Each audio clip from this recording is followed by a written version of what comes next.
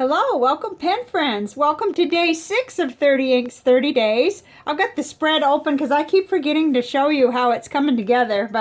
So there it is. But today's ink is Sailor Apricot. There's just 2 left, today's and tomorrow's, of the Sailor inks. And this is from Ink Flight 29 from Ink Journal, from the subscription box. So let me show you the result of the bath test. This is Rhodia 90 gram notebook. I guess it's a letter writing tablet that I cut 4 ways. So you can just barely see anything. So this was very typical fountain pen ink. It acted a lot more like day 1. And then all of them in the middle had a little bit of resistance, all the other Sailor inks. Not a lot, but okay, so we're coming together. It's almost the end of the first week. So that's, I mean, time just marches right on. So here we go. Let's get on here. This is the Bond Travel Gear 68 GSM Tomoe River Paper Journal. It's in a hardcover A5 format. So here we are with the ink of the day. I had a little disturbance. I had just put the ink in the Serendipity, but apparently it went from here down to about here, and then it just lightened and it was ready for another dip. It's this kind of ink where, I mean, it's sheer and there's hardly any left. Where yesterday's, there's like a couple drops and this is what it does. You can't even hardly tell how much is in there. So that's just something that we can keep in mind. So I had to redo the scrubby and I redid the box with the bold. So everything that looks like it's the wrong color, just try to ignore that. I was going to go in and tape over this part, but I thought that would make it worse. So then, around 15 seconds to dry. We have to ignore that. We have to look up here. I had to do it over after I had re-inked the Serendipity. And it was between 20 and 30 seconds, which made a lot more sense. In fact, that's what made me suspect, and I realized, wait a minute. I had a technical difficulty with my pen. And actually, I've been thinking for a while about putting that nib into a Genhao and using a Genhao X750 as my review pen so that my feed system will be really consistent for the reviews, but that's probably for another video. So then I moved into the stub, the Genhao 159 with a Goulet 1.5 stub, and it warms up and becomes more orange in that. You see up here how it's lighter, and then we're getting a pretty good representation here as well. And then when you get in the stub, you really, it makes it orange except when you smear it. And it was taking forever to dry. That's a really wet nib. Okay, and then in the fine nib, somewhere in the middle, I would say it falls between what it looked like in the broad and the stub. Still looks nice though, and it's very orange looking to me. Took a long time to dry in that, over 25 seconds in that fine Lamy nib. Okay, here's the chromatography. Very interesting. It almost looks pink, orange, and yellow. Very interesting to me. My first impressions, it's just a happy, happy color. Makes you happy to look at it, or me anyway. I love the shading. It has not an astounding amount of shading, but it's very pleasant. And I normally don't like an ink this light, but I really actually think this is very pretty. Flows fast. Yeah, and I wrote 2 mil, not enough. Yeah, that's the problem I'm running into. It's early in the day, really. It's just about 11:30 a.m. as Texas time as I'm filming this. It is an early writing time to be that low, but we'll see. Got some in the stub that's holding up. Okay, so then, all right, I was going to do this different, and I am going to do it different. Okay, I'm going to leave this here, and I'm going to bring in the Rhodia. So this is the Rhodia, and that way we could see them side by side. It's a whiter white, but here it is. Here it is in the broad nib. Lots of good shading on this paper. It looked nice. 25 seconds to dry. About the same, really, as it was on the Tomoe River. And then it just got really pretty in the stub nib. And it had a little more shading on here than it did on the Tomoe River. I don't know why. And I said, love, I love it, I love it. Okay, it took, it was going to be a little more than 35 seconds to dry, and I didn't hang around. And then there it is in the fine nib, a little more shading with the cursive writing, where I didn't get the shading over here till I got in my printing. So I said I love it the best in the stub, and I really do. It's pretty. Gosh, I'm not holding very still. Okay, let's bring on paper number 3 here, which is the CVS caliber paper. And I'm going to have to hold it up because I want you to get a good look at it, and then we can try to compare it. Yeah, it kind of lightened a little on this paper, which is kind of what happens, actually. And it was going to take more than 30 seconds to dry, but it's a very warm orange on this paper. In all 3 nibs, really. It lightened up a little in the fine nib. Looked really pretty in that stub. Yeah, I could see quite a bit of variation, actually. I was surprised. Huh. Okay, so there in the fine nib, it's even lighter than it was on the Rhodia. Let's compare those two. Yeah, you see that? It lightened up. That's not a trick or anything. That's really what happened. I don't think that's a trick of lighting at all. Although, you know, it's going to change the tone a little bit when you get lights and cameras involved. But you can definitely see there's a difference. Let's see. Fine nib there. Okay, so let's see if we can get them all in the same frame. It's tough to do. But if I had to choose a paper for this, well, right off the bat, I would either choose Rhodia or I would go get something comparable to Clairefontaine. Like for tonight, for letter writing, I'll probably pull out my Hamlin optic paper, which is very much like the Clairefontaine, which is just a little bit different than this. So let's look on the back of each one. There was no bleed through, I can assure you. There was a little bit of ghosting, which is normal on Tomoe River paper. And then here it'll be a little harder because we got to look at Sailor Grenade. But there was nothing significant for ghosting or bleed through there. Yeah, that's not going to help to leave it open there. Okay, and then on the back of the CVS, no bleed through and just a little bit of ghosting. I think you can probably see that. So, overall, a very good experience on the paper. I like it. Okay, next, let's look at the color comparisons. Oh, I left my... There she is. Okay. So let's do that. Now this is quite a hodgepodge of colors here, but I actually found that there were quite a few similar. Okay, so right in the middle is Sailor Apricot. Now this to the left is one that we're going to be doing in October. It comes out of that new line from Jacques Arbon, and Goulet Pens sent me samples of all of those, all 10 of the standard full line.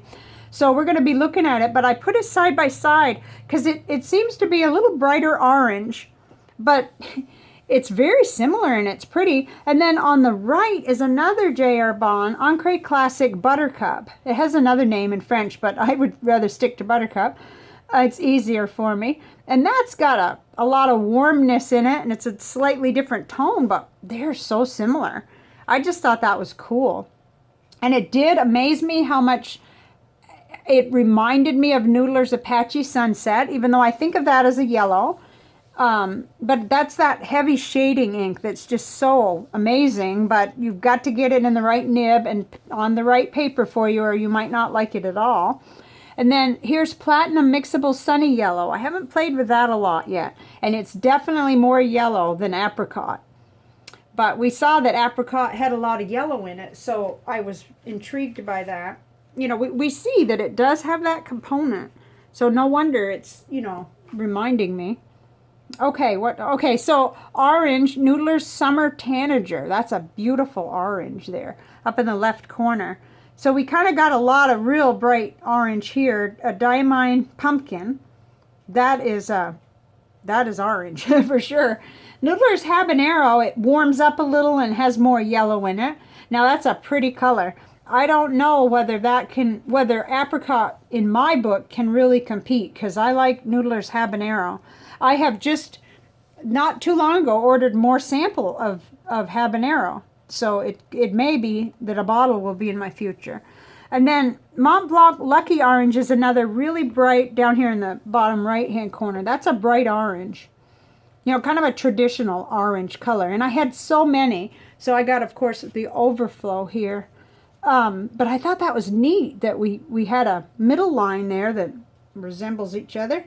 Okay, this will be day 30 of this challenge. So this is more of a orange as well. It kind of, now it's lighter than pumpkin a little bit, but it falls in the range of what I think of as a normal orange. You know, something I would have learned in school as orange. Robert Oster Fire on Fire. So that's day 30. I got to put that back with the batch. And then, I don't know why, but I got out Lamy Bronze, even though, I don't know, that it really compares. But it's orange in through my eyes. I don't know. So I got that out. Oh yeah, here's another traditional orange. Tasha Dye Orange. You know, that's right in that Mont Blanc Lucky Orange and Diamine Pumpkin range, really. But still, you may be familiar with it. Okay, here's another one. Karen Dash Electric Orange. Woo! Nice sample. I've enjoyed that, actually. And, you know, it's bright. It's orange, all right. There's not as much, maybe not as much yellow in it.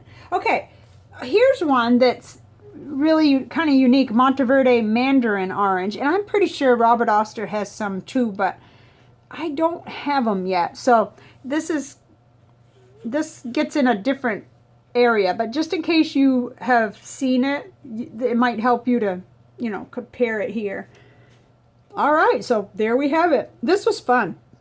Even if I'm not as crazy about it in a nib for letter writing, which we'll find out tonight more, I definitely love the color. It's warm and happy. Very, very nice. Okay, so let's see what I thought of it. And then we might go ahead and do another art technique. It's Friday. So this is the little, the Pen Thing ink swatch plot log. It did not come with the cover. It came from Brian at the Pen Thing. And let's find our ink of the day. Whoop. Well, I guess I'm going to have to start with a bookmark. Okay. So here it is. The camera kind of likes this color, I guess. Doesn't do too much to it. I said cheerful color. Nice shading ink. Okay, I didn't think it was very saturated, and would you agree? I mean, it doesn't even stick to the sides. It's pretty lightweight, but it's beautiful. But I could be wrong about that. Like, I could be judging it on things that have nothing to do with that. I don't know. Flow. I thought it really flowed, and that is why I had trouble in the first notebook where it was like, oh my goodness, I barely had enough to get onto the Serendipity. The second and third dip, it was a little dicey there. Thought I was going to have to, you know, empty the little tiny bits I had in the converters and, you know, drop it onto the Serendipity. But anyway, I didn't have to do that. Bleeding and feathering, I skipped because of the paper. I'm using pretty good paper. It was slow to dry, I thought. I mean, I don't know. It was below average, at least. I wouldn't give it a 5. I don't know. That's just a subjective opinion, for sure. Like the rest of it. Sheen. I don't know. I wouldn't have said it had sheen, but maybe it does on... Maybe if I got it onto Tomoe River 52 GSM. No halo and no shimmer that I could detect. And I gave it an overall 5, and I was trying really hard not to judge it on color alone because it would be light for me, and I would probably like something warmer like habanero or autumn oak. At one point I had autumn oak out last night, but I had the desk just covered. At night, before I go to sleep, I've been pulling out the comparable colors because actually that takes the longest. Well... yeah, that takes a long time. Okay, let's play with this ink. I guess that would be fun. I don't expect much. I don't have much of an expectation on what this is going to do with this technique, but sometimes I can be wrong, so I thought, why not just try it and find out whether I'm wrong. You know, I could be wrong about it. This has already been cleaned and dried. Here is my sample, and my pens are up here. Let's see, got my fine nib and my Serendipity Broad. Okay, so this time I'm going to try to get more water, you know, not be so stingy with the width of my portion here. And I want plenty on there because I already know this This ink is a little bit, well, it's going to flow, but it's not that saturated, I think. Oh, that's pretty. Oh my, that's like a fireball. Okay, let's put some up here, maybe even dash across. Oh, it is pretty, isn't it? Yeah, that's nice. Huh. Doesn't maybe move a whole lot, but well, it will up there though. And you can make it move. Ooh, that's nice. All right, let's see. Hopefully I put enough on there to get a little bit of detail painted in. Okay, so let's do our lower. I need to rewatch some of the videos from the tutorial series because he did it different. But before I got the tutorials, I had made some bad habits. I'd learned wrong, you know. So now I can't remember, but there's a couple of them I want to rewatch. Because Nick Stewart has videos that take you right through how to do stuff, and it's just amazing. So I think this weekend I'm going to rewatch the one that helped with that the most. Let's see.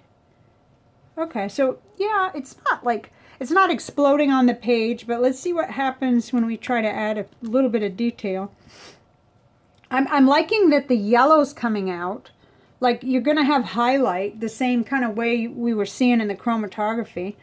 And like I said, I haven't gotten that heavier watercolor paper yet. This is 300 GSM, but it's 140 pound rather than 200 pound, I think is. And this is cold press versus the other kind too. Oh, I guess we sort of can get a tree. Whoops, a little bit. If I could just be quiet. Okay, so down here it dried. You see what happens when it dries? It doesn't help. Doesn't help your case any. So then I end up making messes, but that's okay. I did want to give the illusion of a tree, so it's gonna dry differently though. I got carried away. Ooh, paper towel can help with that. Okay,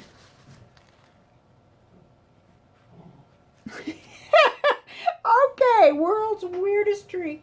See, the more I try to make it come out a certain way, forget it. Let's see if it's still over here. No. See that? If it dries too much, and it did, but it's fun. It's fun anyway. And every once in a while, you get one that's just like a little miniature piece of art, and that's what keeps me doing it. Because I kind of knew this one wasn't necessarily going to do much except for the edging, you know. Huh.